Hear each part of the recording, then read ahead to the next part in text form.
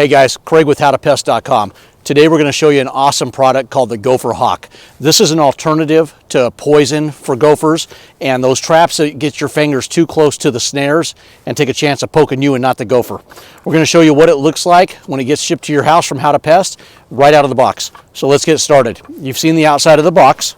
Let's go ahead and open this thing up and show you what you have inside. Inside the trap, let's put it on the ground here. You're going to have the instructions packet, which is kind of like what we're telling you today and showing you how to use it. You're going to have the actual trap itself with the spring. You're going to have the wedge, which is going to help you poke the hole open to set the trap in, and we'll show you this. And you're going to have the probe, which is going to help you poke into the tunnel system and figure out where that active tunnel is. So let's get started with our gopher mound that we have right here.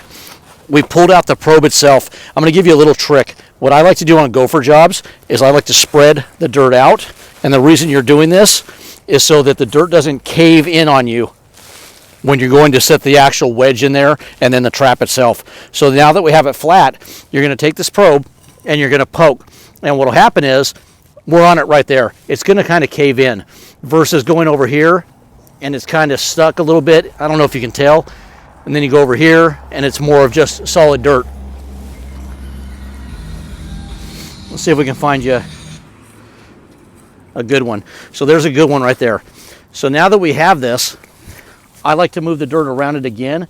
The great thing about this Gopherhawk is you don't have to break out the shovel and tear up your yard.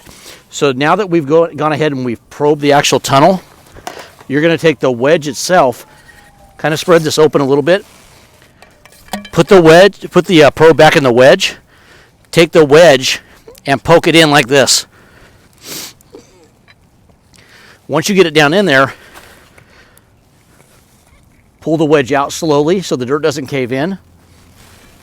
Take your actual Gopherhawk trap itself. The yellow is an indicator that it's sprung and you have something in the trap. This is what it's going to kind of look like as you push it in. When you place the trap into the hole itself, push down till you feel it hit the ground level. Do not push on this top thing. Just hold it for support and lift this until it locks into place. You're good to go. This thing is set and it's ready to catch that gopher. When it springs up, like I said, you'll see the yellow, and that shows that you have a catch in the trap. We usually like to leave these in the ground for anywhere from 3 to 5 days.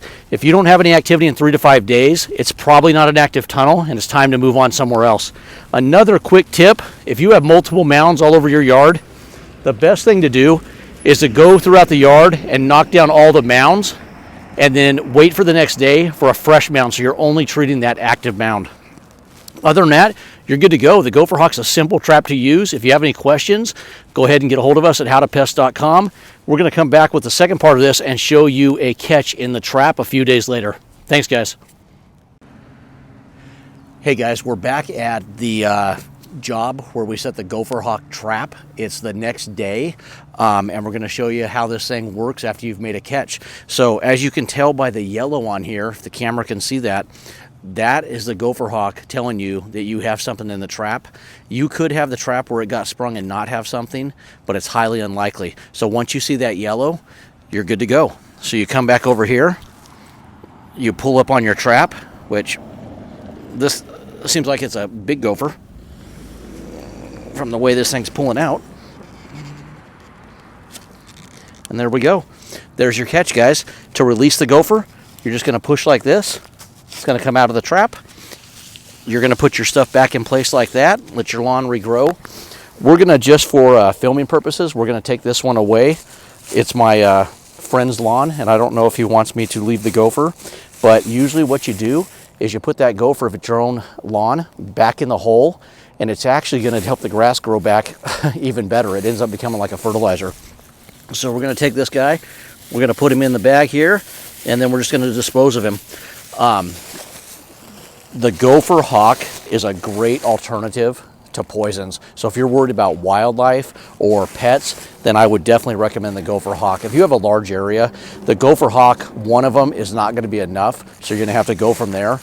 But other than that, Okay, the Gopherhawk, I would recommend, if you have a good sized lawn, I would recommend you get 2 to 3 of these things, then you have a good arsenal. And if you wash these things when you're done and put them away, these things will last you for years to come.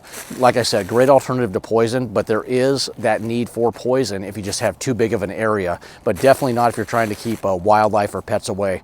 Go with the Gopherhawk. Thank you.